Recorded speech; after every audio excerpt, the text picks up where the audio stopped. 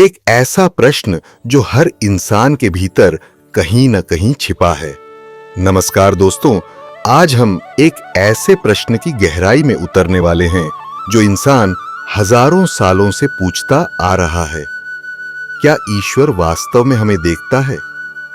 जब हम अकेले होते हैं, जब हम रोते हैं, जब हम टूट जाते हैं, जब हम गलती करते हैं, जब हम अच्छा करते हैं, तब क्या कोई हमें देख रहा होता है?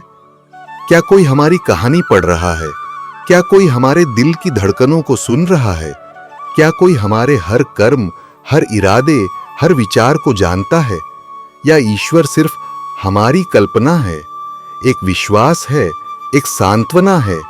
क्या ईश्वर वास्तव में मौजूद है? और यदि है, तो क्या वह हमें देखता है?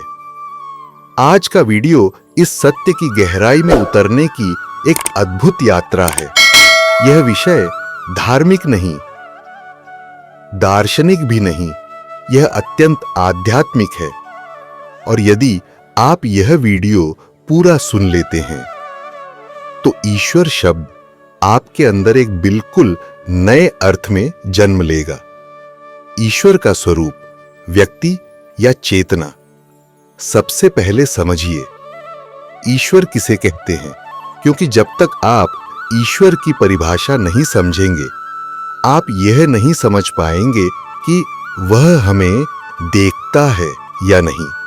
हमारी परंपराओं में ईश्वर के दो बड़े स्वरूप बताए गए हैं: व्यक्तिगत ईश्वर, पर्सनल गॉड। यह वह ईश्वर है जिसे मनुष्य ने अपने मन से रूप दिया।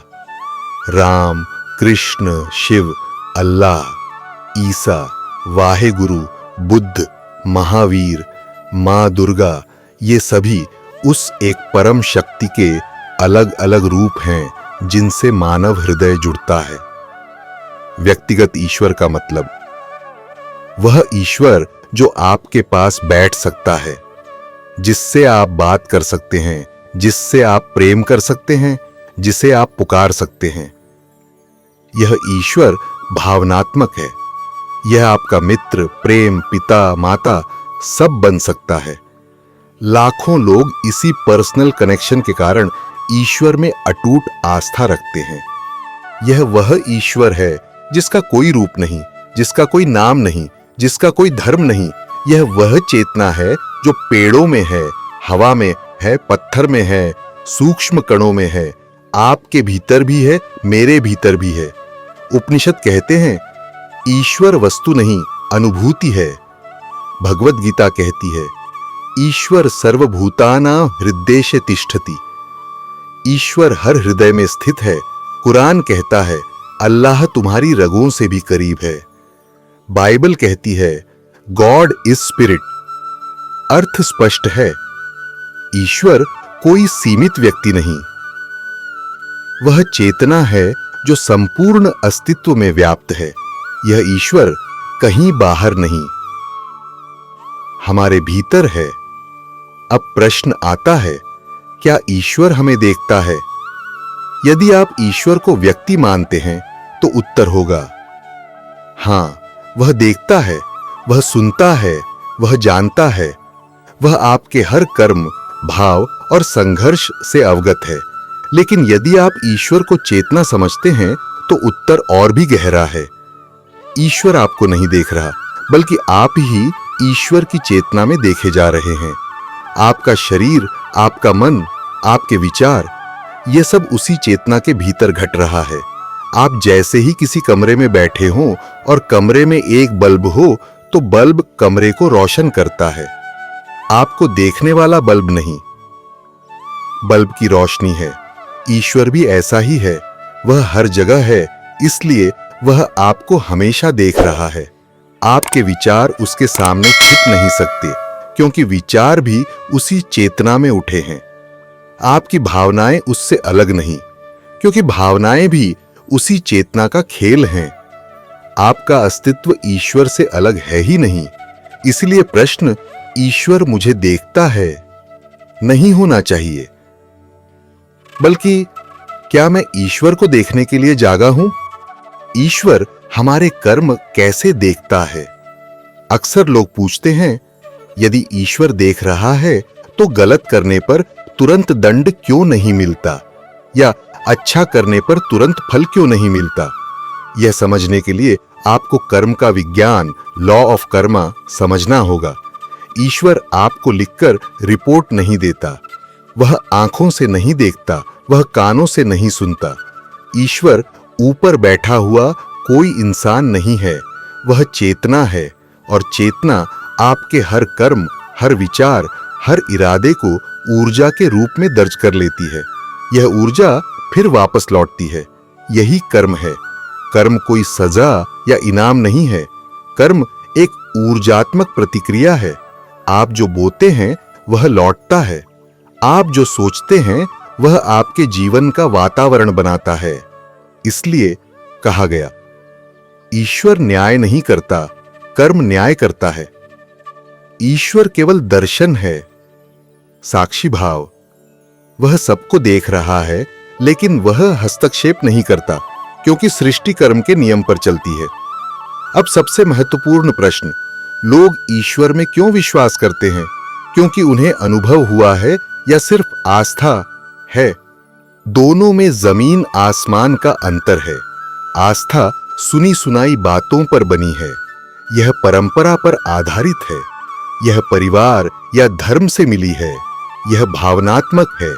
यह डर या आशा पर टिकी है।